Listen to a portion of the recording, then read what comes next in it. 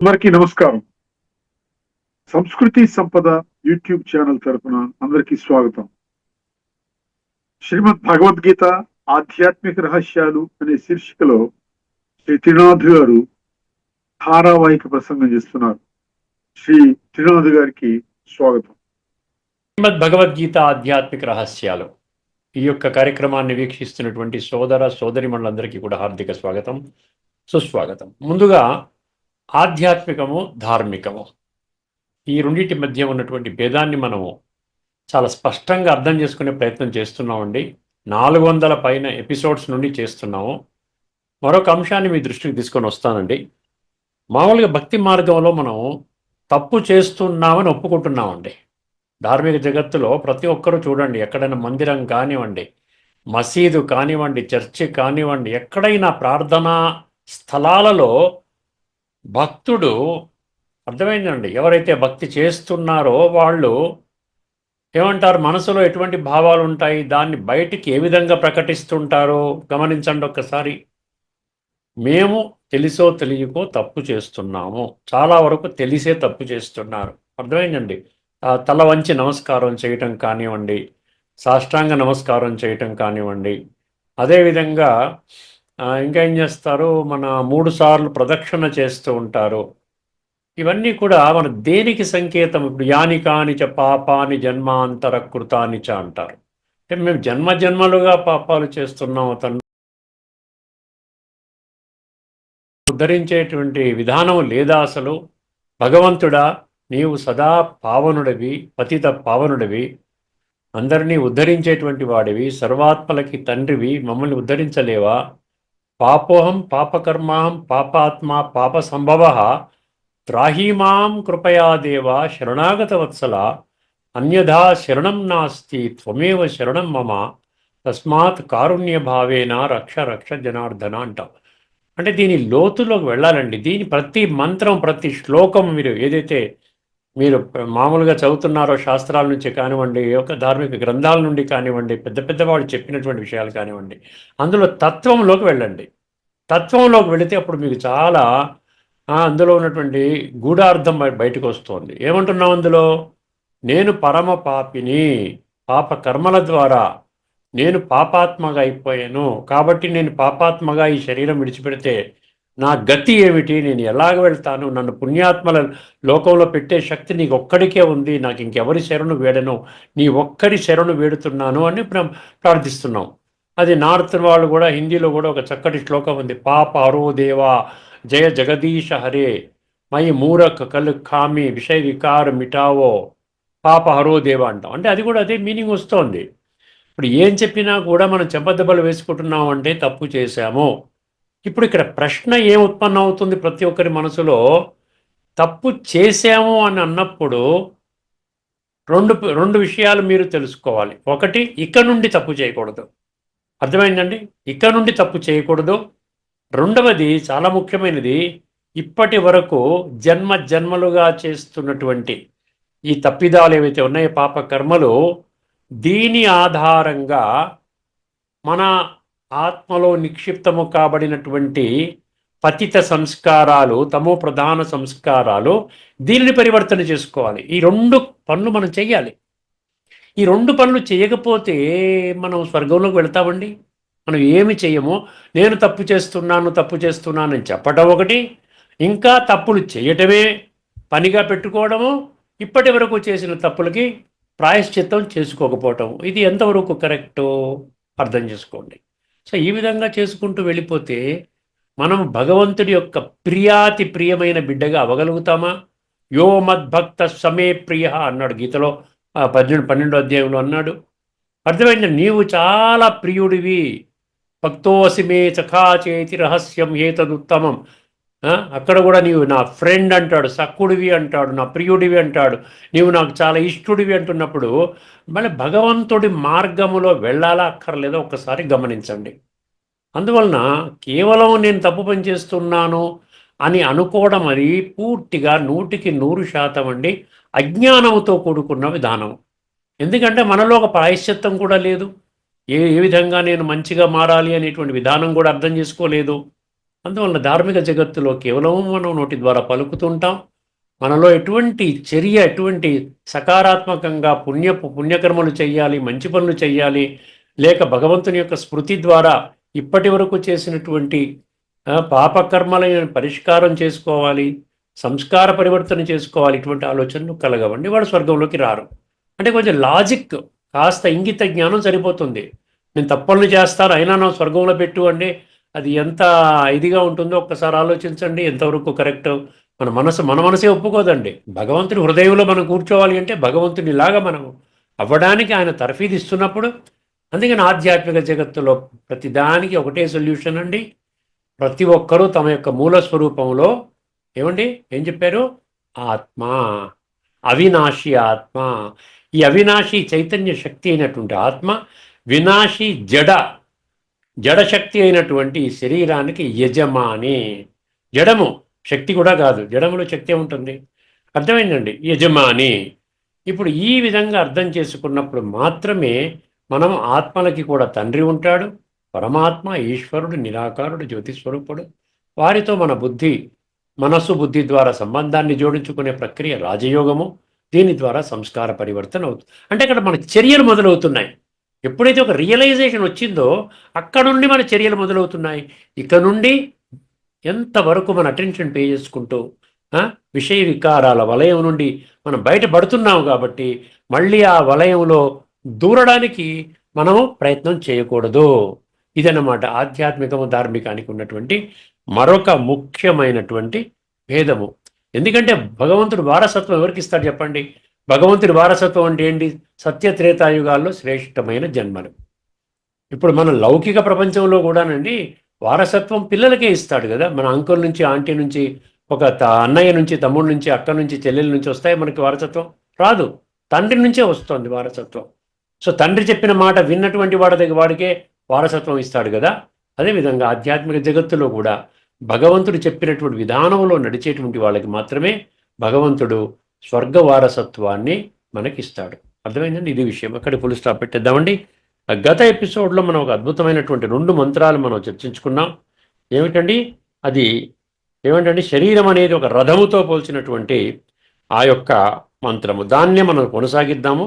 సమయాన్ని దృష్టిలో పెట్టుకొని మనం మళ్ళీ పునః రిపీట్ చేయకుండా మనము ఈ విషయాన్ని కొనసాగిద్దాం. ఏమని చెప్పాడు ఇక్కడ? సమగ్ర వివరణ, అంతరార్థం ఏం చెప్పారు?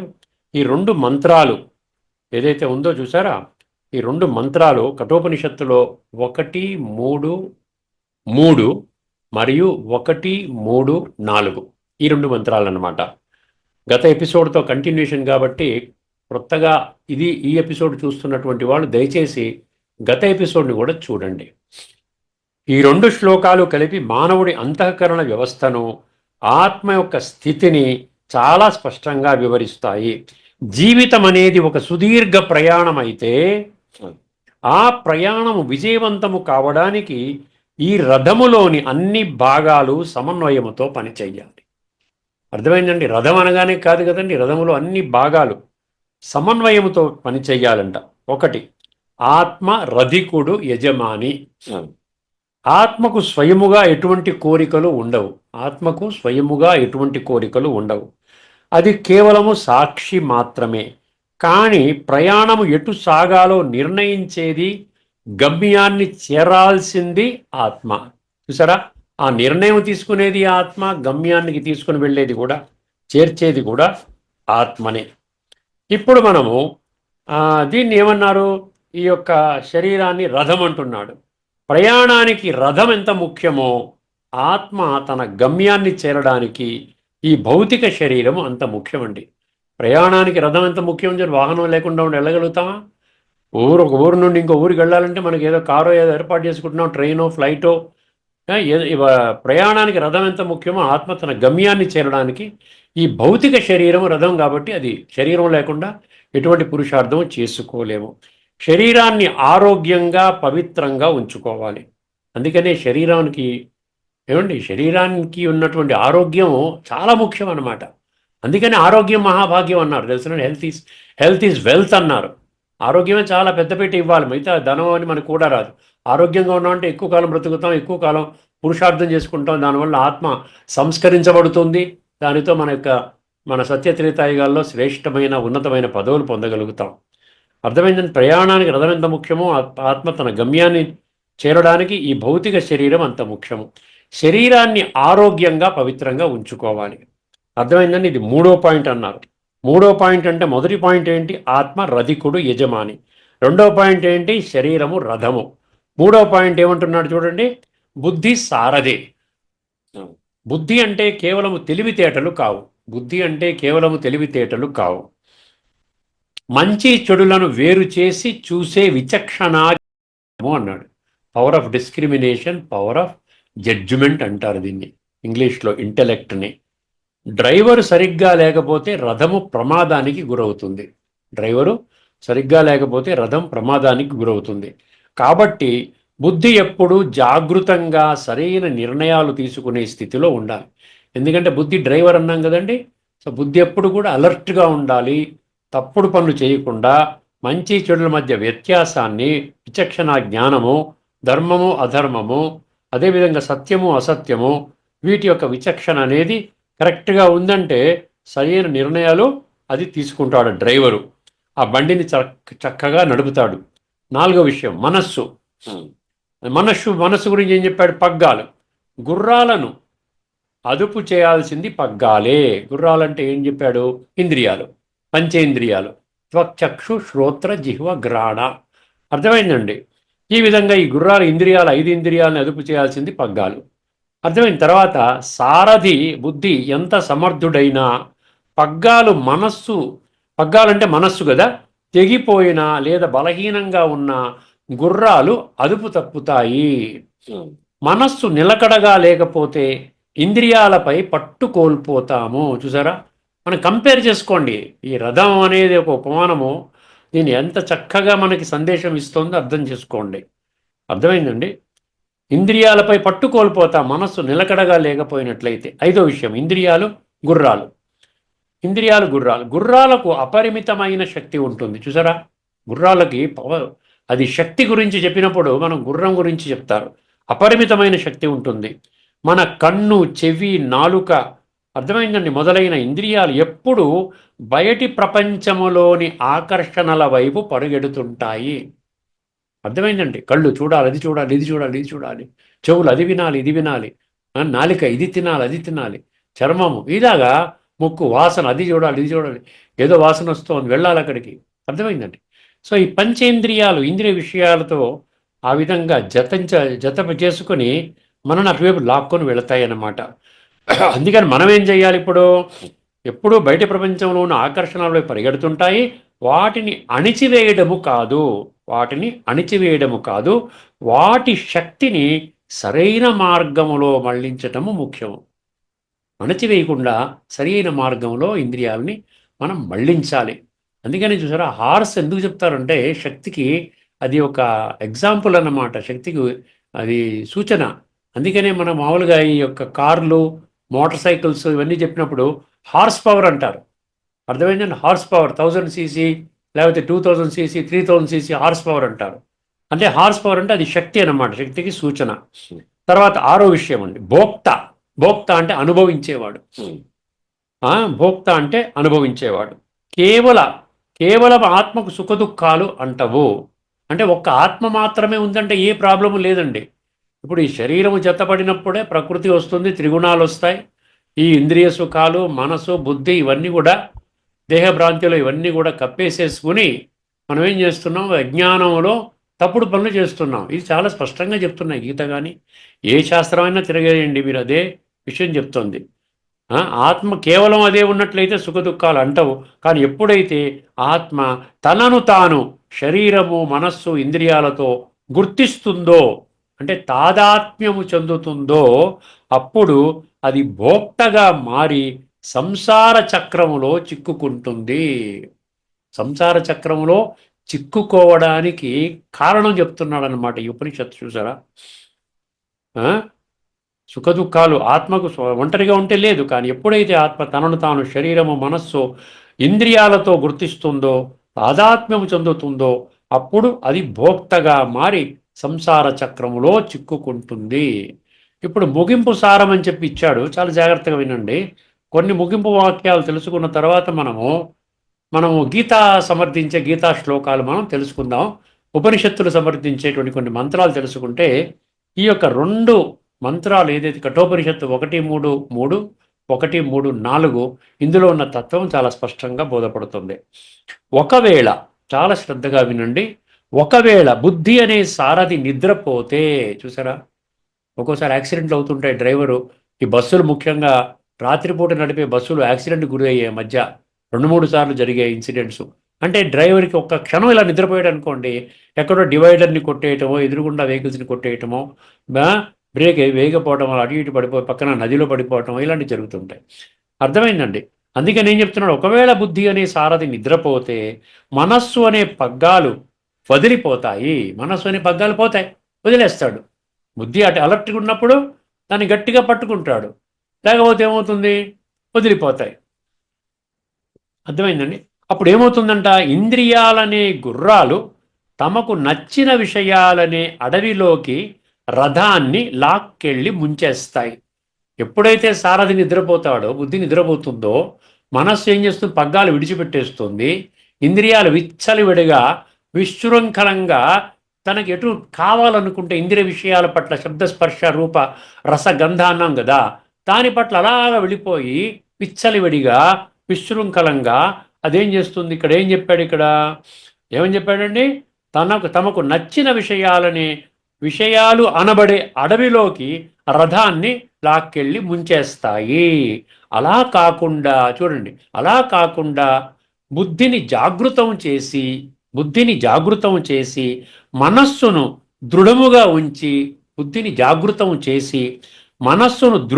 ఉంచి ఇంద్రియాలను అదుపులో ఉంచితే, చూసారా ఈ ప్రయాణం ఎలా ఉంటుంది, అద్భుతంగా ఉంటుంది. ఆ జీవిత ప్రయాణము పరమ పదమైన మోక్షమును చేరుకుంటుంది. మోక్ష మార్గానికి, లిబరేషన్. ఈ శరీరము నుండి మనము లిబరేట్ అవుతాము.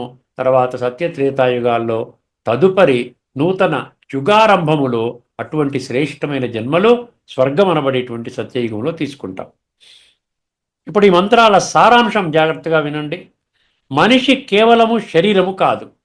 మనిషి ఎక్కడ వెళ్ళినా ఆ చర్చ మనకి మళ్ళీ ఆ మూల విషయంలోకి వస్తోందండి.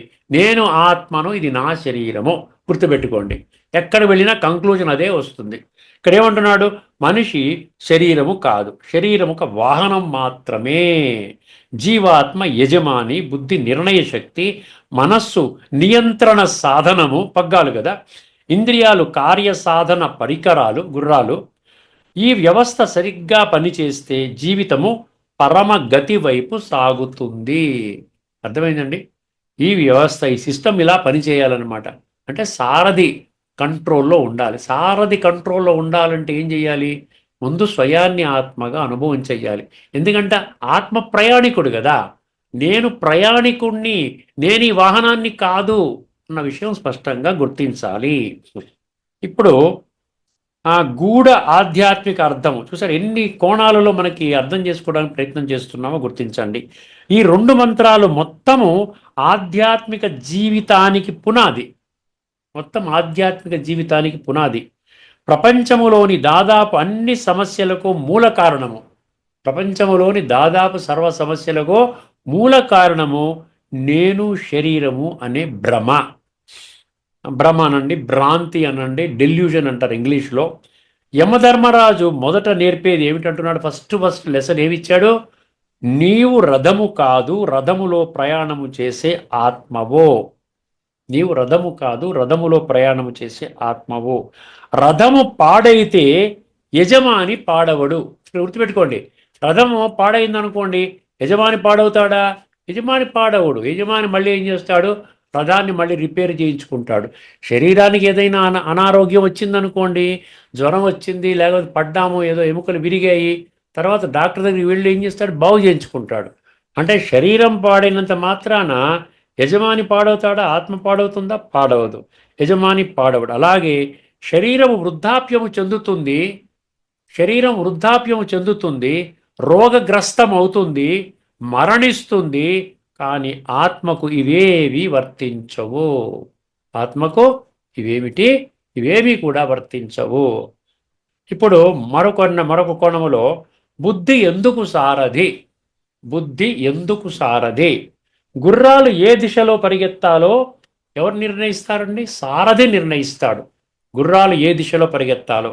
అలాగే ఏది ధర్మము, ఏది అధర్మము, ఏది శ్రేయస్సు, ఏది ప్రేయస్సు. కఠోపనిషత్తు ప్రారంభంలో శ్రేయస్సు ప్రేయస్సు అని విన్నాం.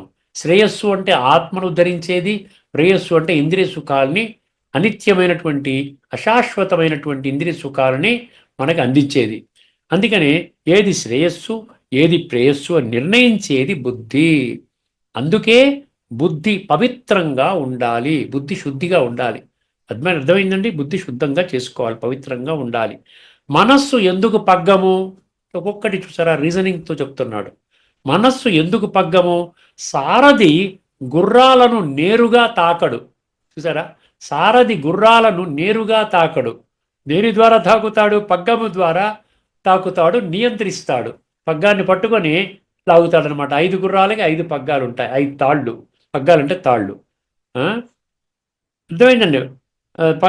పగ్గం ద్వారా నియంత్రిస్తాడు. అలాగే బుద్ధి ఇంద్రియాలను మనస్సు ద్వారా నియంత్రిస్తుంది. చూసారా, డైరెక్ట్గా బుద్ధి ఇంద్రియాలను కంట్రోల్ చేయలేదు, మనస్సు ద్వారా అది కంట్రోల్ చేస్తుంది. పగ్గాల ద్వారా పగ్గాల్ని పట్టుకొని గుర్రాలని ఎలా కంట్రోల్ చేస్తామో, దాన్ని ఏ మార్గంలో వెళ్ళాలి అనేది అది ఆ విధంగా.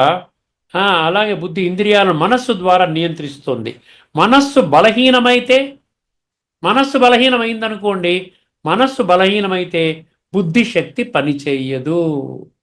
బుద్ధి చెప్తోంది నువ్వు కరెక్ట్, అలా వెళ్ళాలి, ఇలా వెళ్ళాలి, ఇలా వెళ్ళాలి అని చెప్తోంది. కానీ మనసు వినదనుకోండి, బలహీనంగా ఉంది, అది రాంగ్ రూట్లో తీసుకుని వెళ్ళిపోతే బుద్ధి శక్తి ఏం పనిచేస్తుంది? పని చేయదు. అక్కడ మనసు ఏమవుతుందంటే బుద్ధి కంటే పై చేయిలో వచ్చేస్తుంది అనమాట. లేదంటే ఇది చాలా బాగుంది, ఇక్కడికి వెళదాము, ఈ పలానా పని చేద్దాము. అర్థమైందండి? ఈ విధంగా అది ఆ ఇంద్రియ సుఖాల వైపు తీసుకుని వెళ్ళిపోతుంది అనమాట. బుద్ధి శక్తి పనిచేయదు. ఇంద్రియాలు ఎందుకు గుర్రాలు? చూసారా, ఇంద్రియాలు ఎందుకు గుర్రాలు అన్నాడు. ఇక్కడ ఏమంటున్నాడు?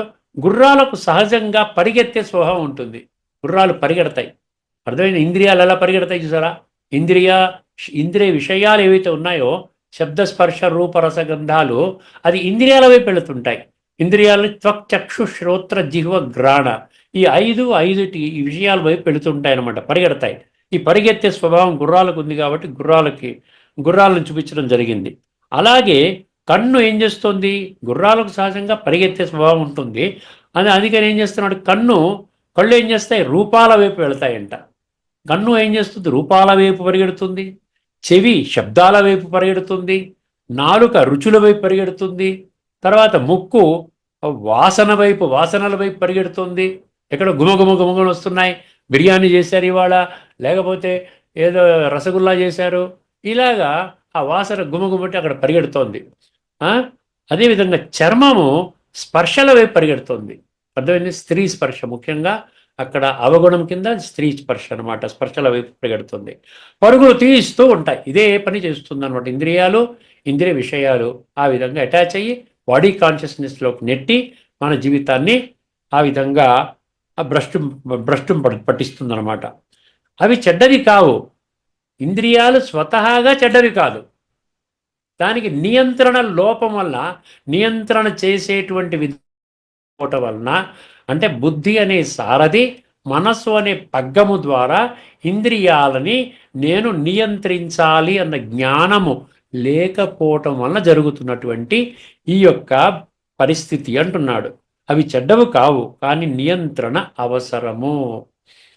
అర్థమైంది? ఆధ్యాత్మిక దృష్టికోణంలో ఒక చిన్న పారాగ్రాఫ్ ఉందండి. ఈ మంత్రాలు రాజయోగం యొక్క మూల సిద్ధాంతాన్ని బోధిస్తున్నాయి. రాజయోగం యొక్క మూల సిద్ధాంతం ఏమిటి? మనం ఇప్పటికే ఎన్నో ఎపిసోడ్స్ చర్చించుకున్నాం. ఇంకా రాబోయే ఎపిసోడ్స్లో ఎన్ని వీలైతే అన్ని మనం ఉపనిషత్తు మంత్రాలు తెలుసుకుంటాం. అదేవిధంగా మిగతా ఇంకా కవర్ చేయనటువంటి గీతా శ్లోకాల్లో ఉన్నటువంటి తత్వాన్ని కూడా మనం తెలుసుకుంటాం.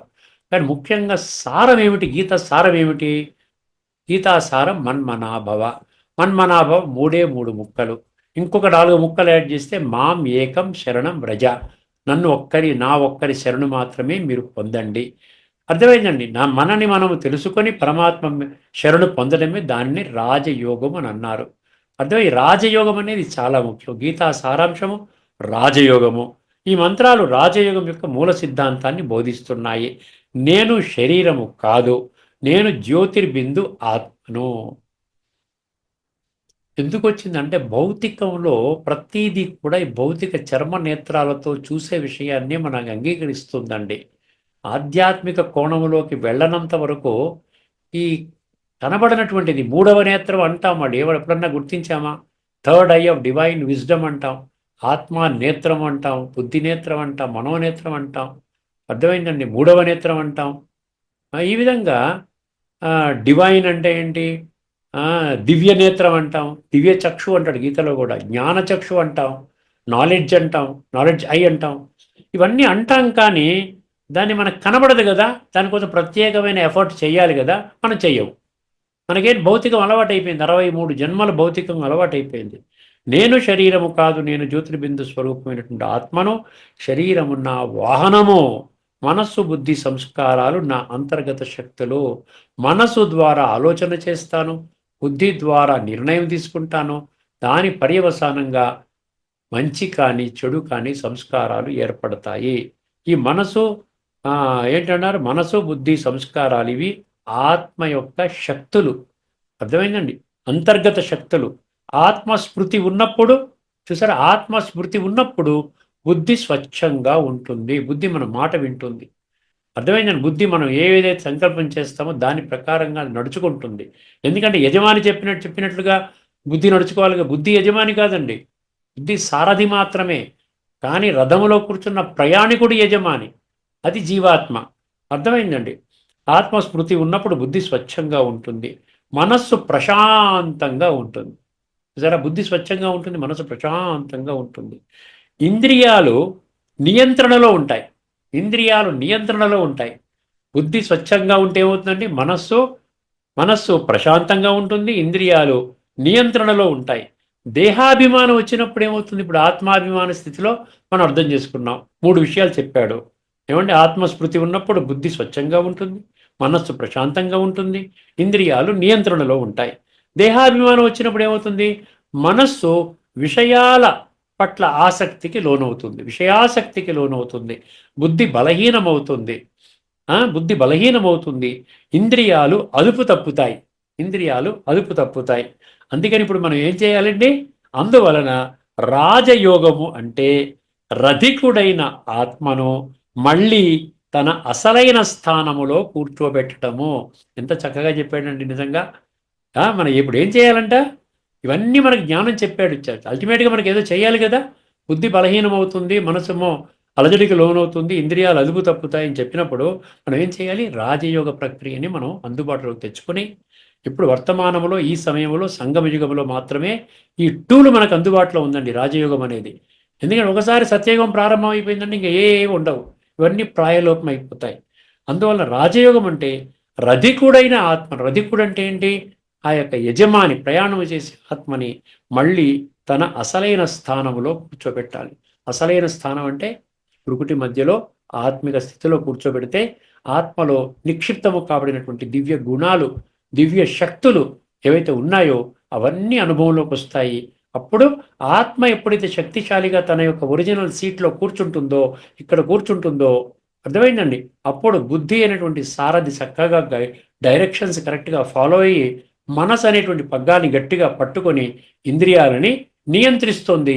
ఏ మార్గంలో మనం వెళ్ళాలనుకుంటున్నామో మన గమ్యస్థానం మనకి స్పష్టంగా ఉంటుంది. కాబట్టి పరమాత్మ నిర్దేశించిన మార్గము, ధర్మ సంస్థాపన కర్తవ్యాన్ని పాలన చేసేటువంటి మార్గము, భగవంతుని యొక్క ధర్మ సంస్థాపన కర్తవ్యాన్ని సమర్థించే కర్మలు చేసే మార్గము, సంస్కార పరివర్తన చేసుకునే మార్గంలోకి వెళ్ళి మన జీవితాన్ని సర్వాంగ సుందరంగా, అంటే 3 పువ్వులు 6 కాయలుగా మనం తయారు చేసుకుంటామండి.